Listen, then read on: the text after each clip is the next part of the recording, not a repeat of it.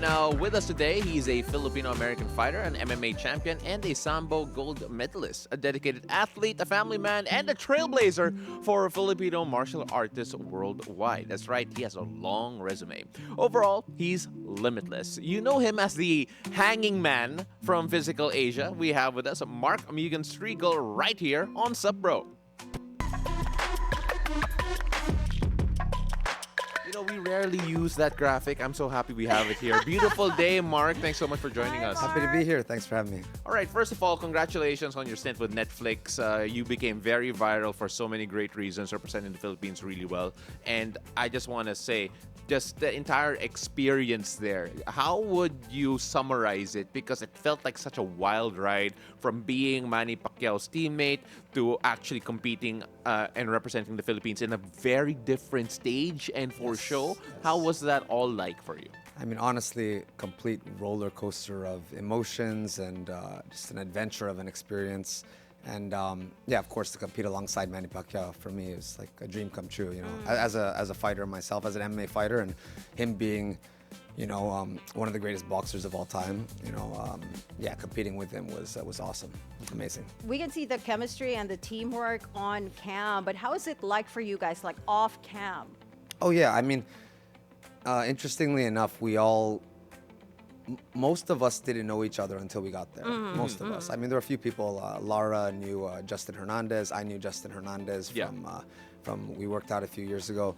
But most of us were meeting each other for the first time there. But we all, you know, we all knew the mission at hand, I guess, and we all got together, and yeah, there was good chemistry. We all got along. You know, it's just great because a lot of people were confused about whether your last name was Mugen or Striegl. And Right. if I'm not mistaken, Mugen is actually, it means something. Yeah, it's my fight nickname. Since I was born and raised in Tokyo, Japan, Mugen's Japanese for limitless. So the last episode was already shown last night or yesterday? Yes, yesterday. For Are Physical you Asia. willing to spoil it for people who have not seen it yet? Sabi niya kasi he can already talk about we it can. on air. Technically, we can, but I don't know. Do we want to give the spoilers? No. Let's But not what were do your that first. impressions, you know, of the other countries who you competed with? Who did you feel were the most threatening and the least threatening? Putting me on the spot here. I don't know if I You want to say. are our guest. I mean, I don't know if I want to say least threatening, but you know, some of the. I mean, Australia was very intimidating, especially with their size and their energy. You know, They're very vocal. very vocal, exactly. But yeah, it was a lot of fun competing against them, and they're all really nice guys too. Yeah. You know, Eddie is. Eddie, their strongman, their Yeah. heavyweight. He's like a big teddy bear, you know, Yeah. just really nice guy, and a beast, of course. Yeah, Australia, their sheer size was very intimidating, and they were, you know, a big force to be dealt with. Turkey as well was Turkey pretty as huge. well. Yeah. They had. Like it felt like everyone was a wrestler. Yeah, their female wrestler, I think, is a silver medalist in the Olympics. Yeah. And then their heavyweight anchor is also a oil wrestling champion, which is Turkey's traditional form of wrestling. Yeah. So yeah, a lot of the teams had a lot of combat sport athletes. Japan had 4 very decorated combat sports athletes. Their anchor was Yushin Okami, who's an MMA legend, a UFC legend. They had 2 bronze medalists from the Paris Olympics, one in judo and one in wrestling, and then they had a PFL and Bellator MMA fighter girl. So they had 4 very decorated combat sport athletes. So some of those teams, you know, being a combat athlete myself, yeah, I had my eyes on them for sure. I'll put you on the spot even further, like a follow-up question. Was there a particular country or a particular challenger that, you know, when you saw them, you were like, okay, I think I got this, but totally surprised you with their performance? I mean, honestly, my match with Sunny for the ball wrestling. Oh yeah. Yeah. The that was rugby guy insane. from Thailand. Yeah. Because I was pretty confident going in with my grappling ability, but you know, just his sheer size and power and explosiveness, and you know, and I didn't think of it at the time, but yeah, it's very similar to rugby because there's a ball, right? And Yeah. he would always get to the ball before me, and he'd make first contact, and then it just became it became a real battle. That was really challenging. Let's go dive deeper into some of the more iconic moments of Team Philippines during that run in particular. Again, now we're referencing something that happened right now, if I'm not mistaken, in episode 2 or probably 1, actually. So this shouldn't be a spoiler because you should have watched it already. There was a jeepney blitz thing Yes, that came up. yes. I believe Yeah, Justin I came saw up that with that, too. right? Okay. And it's such a rugby thing to come up with. But at the same time, just how did that actually bring the team together? Because it felt like you got to have the same, you had to have the same mindset to actually Yes. pull that off. No, definitely. I mean, for it to work, we all had to be one unit, right? Like hip to hip, holding on to each other and time it perfectly. Wait for Justin, who came up with the idea, and wait for his call, and then basically blitz in and charge with, 20, 15 seconds left. And in terms of strategy, it really was the best idea because, you have teams like Japan, and if Yeah. we just went in there, I mean, grappling arts and martial arts in that It won't work. particular challenge, are very, very important, right? So if we just like charged Japan, for example, without the jeepney blitz, and we got into a grappling war, it could have been, it would have been bad actually. Yeah. So it was the best strategy, and hats off to Justin for creating that. And Mongolia, you helped them out there as well. Yeah, that was funny because Justin saw that they were talking together. I think it was Korea and Turkey. Yeah. They were talking together, and we were all looking at them from across the room, like in between, in between blitzes, and we're like, what are they doing? What's going on? Oh my gosh, they're looking at us. Yeah, they're definitely going to team up against us. So we're like, okay, we have to do 2 versus 2 to make it fair. Yeah. So then, we went over to Mongolia. We made a giant Filipino-Mongolian blitz.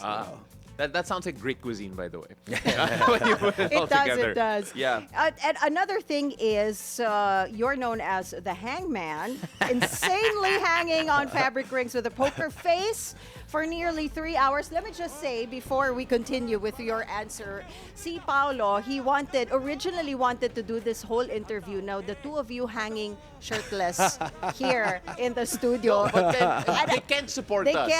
they can't attach anything kasi on, I don't know, wherever. Yeah, we need the rings. Yeah, we need the rings But and everything. really, that's just him finding excuses not to push through with that idea.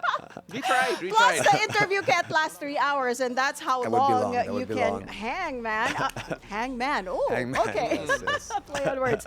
But how? How did you do that? Yeah, that honestly felt like some kind of medieval torture. I mean, time was just going by so slow. And in the beginning of the challenge, when they announced we're 5 minutes in, I really thought I heard like 10 minutes, and that's why I said, was that 10 minutes? And then the girl from Australia, who's half Filipina actually. Oh, really? She's half Filipina. She said, no, that's 5, dude. And I was like, oh my gosh, like it's really going by slow, And then I basically tried to keep poker face just to kind of psych them out, Yeah. the other 2 girls, and Okay. to show them that like I can go forever. But my body was cramping, and I was just trying to keep it cool and slow down my heart and like breathe through everything, kind of like I don't know, like some kind of Zen monk training in the mountains or something. That's what I was thinking in my head. Yeah. I mean, like, do you actually try to do a split at one point? Yes. Yeah. Yeah. And I don't know if you consider that a successful split or not. No, it's not a full split, so I guess and I still can't do full splits, But Well, yeah, you that was tried. I tried. That was a funny moment, and I knew that it was kind of messing with them a little bit. I mean, it's gamesmanship, and you have to, because we're all looking at each other while we're all Yeah, lined up, yeah. right? It's me, and then you have the Korean girl, and then the Australian girl on the far end. And we're all taking quick looks at each other just to see how each person's doing and if Yeah. they're struggling. And then you have all the teams behind us, and they're all screaming, like, oh, Philippines is shaking, or Yeah. Australia would be screaming that, at times when I almost lost my balance. So, you'll look over quick, but you don't look too long because you have to focus on yourself. And Yeah. even just turning Yeah. your body is going to mess up the Yeah. ropes, right? So it's Yeah. just like a quick glance and then looking. So I knew that some of the things that I was doing, the other teams would talk about it in the back. and they would- There's the sort of split. Almost a full split. Almost the full split. I Yeah. got to work on it. Work Yeah. on my flexibility. Look at your face. Poker Like, face you're the so entire time. calm. Poker face the Let's entire try time So it. you for have 3 that hours. poker face and you got that Zen thing going on in your head. But was there ever a moment like, okay, I'm gonna I'm No. gonna drop. No, I don't think. Not really, to be Yeah. honest. Yeah, not Really? Oh my I gosh. mean, my feet were in a lot of pain, and I kept telling myself, like, I can go 5 hours, I can go 6 hours, because I didn't really know, I had no idea how long it would last. So I was just trying to positive talk to myself. I and, feel like the most challenging thing there is to look calm the entire time. Yeah, I mean, like No the- wincing. that No, one, like, I was, yeah, I You're was slight panicking panic. there. Diba? Yeah, there was a little panic there. Yeah. When I lost the balance. I was going to joke that at what point did your tears and sweat start looking the same? But a thing that a lot of people did enjoy from the show, another viral moment from you, actually from Thailand, is James saying "wow" as soon as you stepped James out. is the best. That's so funny. Yeah, that moment was hilarious. Yeah, there it is. there. And that's the funny thing, because James actually went a bit viral here in the Philippines for his reaction to you. Obviously, are you in touch with any of the other competitors after this particular season? Yeah, I keep in touch with some of the athletes, and actually I was chatting with James the other day, because there's a chance I'll go to Thailand for the SEA Games. Oh, really? Sambo's not in the SEA Games, unfortunately, not in this one. But in the December SEA Games, I might go there to support some judo teammates. So if I do go, if the trip does push through, maybe I'll meet up with James. Oh, you got to make content with him. Would be fun. Oh, Would yeah. be fun. Oh, 100%. That'll be really great. What were some lessons that you learned from, these challengers, people from different cultures and styles? I mean, yeah, it was cool just seeing all the different cultures and the different athletes. I mean, everyone, they're all high-level athletes, so everyone's quite respectful. And I mean, there's a bit of gamesmanship, of course, but there's still a lot of sportsmanship. And seeing countries like Japan, right? They're so respectful, even though they're all such accomplished and decorated athletes. So that was cool, and just seeing the difference in every single country. I mean, everyone saw that Australia was quite vocal, right? But they're super respectful as well, and that's just their personality. If Physical Asia were in the SEA Games, we'd be gold, because we were the longest lasting Southeast Asian nation, by the way, now that you mentioned the SEA Nice. Games. Let's take a look at the Team Pilipinas in their run, because it felt like there has been some hate towards Array in particular for some of the performances that we saw, maybe the strategy not really working out. But at the same time, looking back at this entire experience, how would you characterize what Team Pilipinas was, and of course the showing here in the show? Yeah, I mean, I'm really proud of all of my teammates, and I know that we all gave it our all. We went all out and gave it everything we had. And of course, there's always going to be some hindsight bias, right? Like, oh, we should have done this better. Or we could have adapted in shipwreck, But it was just a tricky situation, and no regrets ultimately. What's the best moment of the entire show that you're gonna take with you?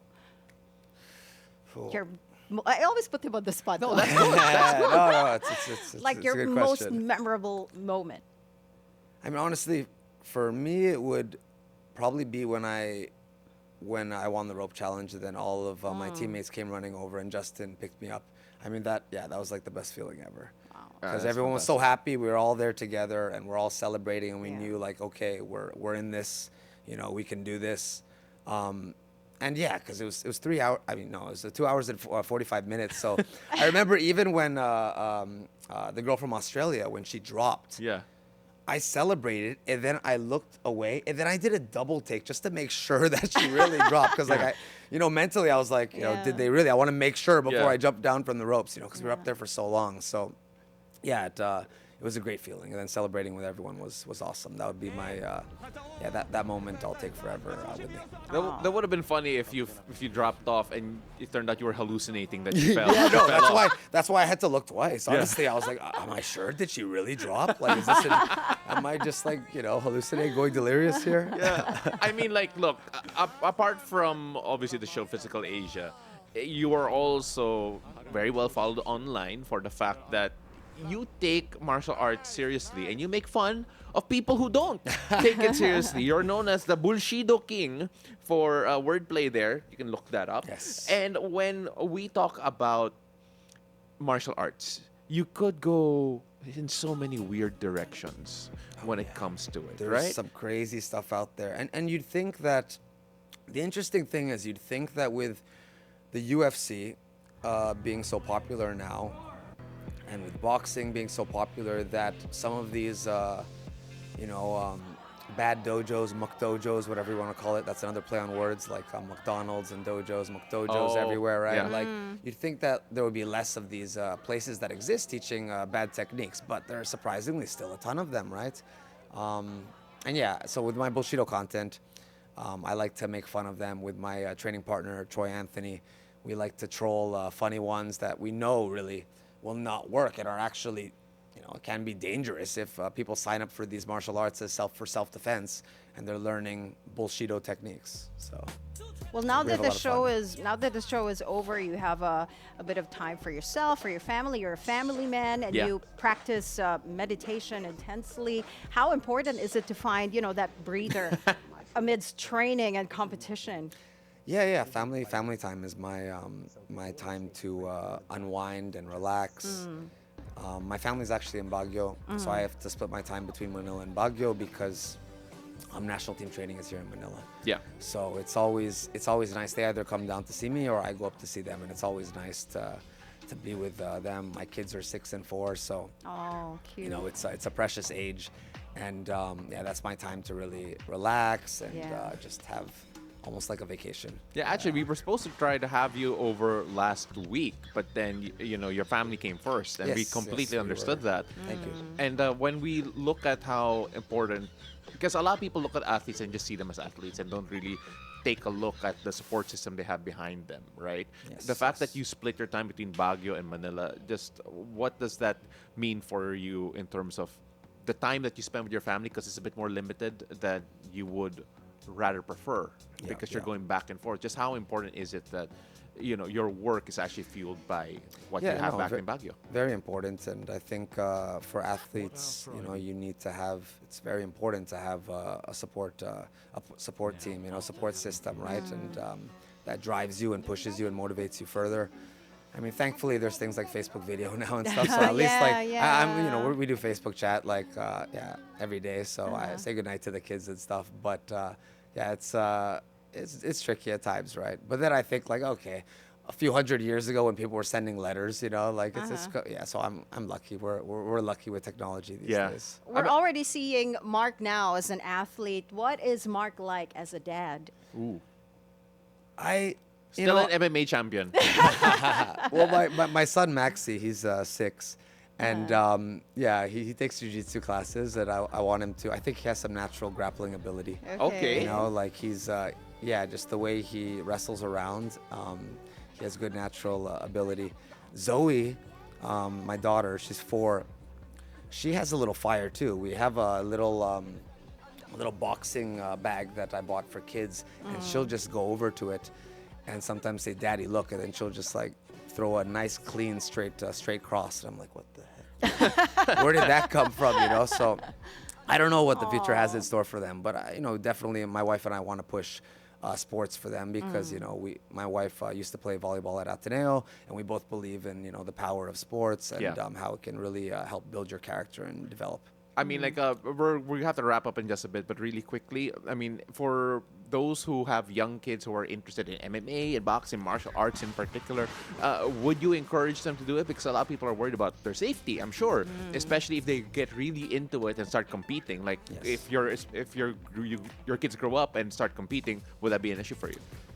Yeah, you know, I mean, of course, there's that fear. I remember when I turned 17, I had my first amateur MMA fight, and my parents were really worried. And when I told them that I was turning pro, they got even more worried. But they trusted me, and of course, there's that fear, especially if your kids are even younger and you're starting very young. But it really depends on the gym, and it's just about finding a safe gym with good martial arts culture and a safe environment. And a lot of martial arts are safe, whether it's jiu-jitsu, wrestling, sambo. You know, if it's a boxing gym with 6-year-olds like throwing head strikes, like that's a no-no, Yeah, yeah, right? yeah. Like, you know, 'cause you have Yeah. to think of like the brain damage and whatnot, you know. So that was a funny video. Yeah. But yeah, no, definitely I encourage martial arts training for all kids. And, Okay. All right. yes. So, Mark, we end interviews here in a special way, Yes. and Anne loves letting this go and go. Our show is called Beautiful Day, so what makes your day beautiful? My what makes my day beautiful? I just try to have a productive day. I always try to wake up in the morning and have a productive day so I can feel like I got stuff done, whether it's spending time with my family or getting a little bit stronger in certain areas of my sports and fitness. Like I just try to improve and excel and get a little bit better every single day. Mark, we really appreciate you coming on all the way from Baguio and getting ready for Thailand with all the content that we are anticipating right now with you and James. Hopefully that does work out. Ladies and gentlemen, Mark Mugen, Striegl, thank you so much for your time. Thank you for having me. Appreciate it. Thank you.